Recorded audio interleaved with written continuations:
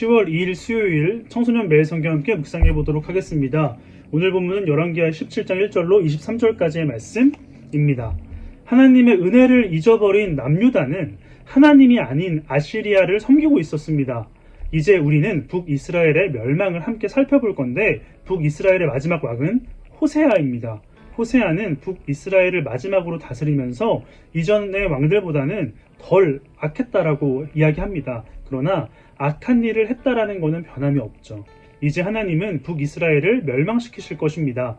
호세아는 아시리아에게 조공을 바치며 평화를 유지하고 있었는데, 아시리아를 배신하고 강해 보이는 애굽에게 조공을 바치기 시작합니다. 아시리아는 배신한 호세아를 잡아서 감옥에 가두게 되죠.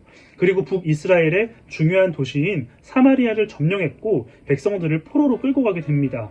북이스라엘이 이렇게 멸망할 길로 갈 수밖에 없는 이유를 오늘 본문은 분명하게 이야기하고 있습니다. 먼저는 모세를 통해 출애굽으로 구원을 베풀어 주신 하나님을 떠났다라고 합니다. 그러면서 하나님이 아닌 우상을 섬겼고 온 마을이 우상을 섬기는 산당을 지으면서 백성들 모두가 하나님이 아닌 우상을 경배하게 만들었다라는 것이죠.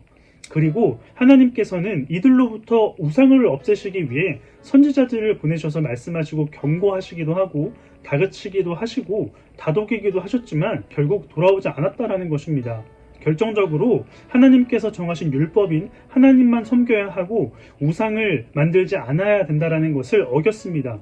이렇게 하나님을 떠나 악한 길을 걸어갈 수밖에 없었던 이유는 솔로몬 이후 갈라진 나라를 이끄는 두 왕 중에 북이스라엘의 초대왕 여로보암 때문이라는 것입니다.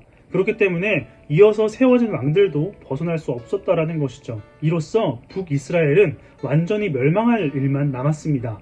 오늘 본문을 통해서 우리가 알 수 있는 것은 모든 문제의 원인은 나의 죄 때문이라는 것입니다. 하나님은 언제나 경고와 훈계를 통해 죄에서 우리를 돌이키게 해주시는 분이죠. 우리는 하나님께서 하시는 경고가 무엇인지 깨달아야겠습니다. 여러분, 오늘 본문은 북이스라엘이 지은 죄의 목록을 나열해 줍니다. 주목할 만한 표현이 있는데 몰래 했다라는 것입니다.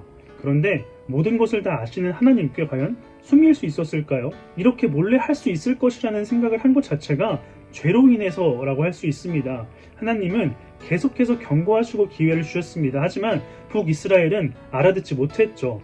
그래서 이방 나라와 구별된 삶을 살아야 했지만 하나님과 구별된 삶을 살기 시작했습니다. 유일한 구원은 하나님께 있습니다. 그러나 북이스라엘은 하나님이 아닌 다른 곳에서 구원을 찾았습니다. 하나님은 선하십니다. 그러나 우리의 죄로 인해 선하신 하나님을 느끼지 못하는 것이죠. 죄를 향하는 삶은 세상의 시선으로 봤을 때 아무리 잘 산다고 할지라도 하나님과 구별될 것입니다. 오늘 하루 하나님을 느끼지 못하는 것이 우리의 죄 때문임을 인정하고 우리를 향하신 사랑이 담긴 하나님의 경고가 무엇인지 주목해 볼 수 있는 청소년부가 되기를 간절히 소망합니다.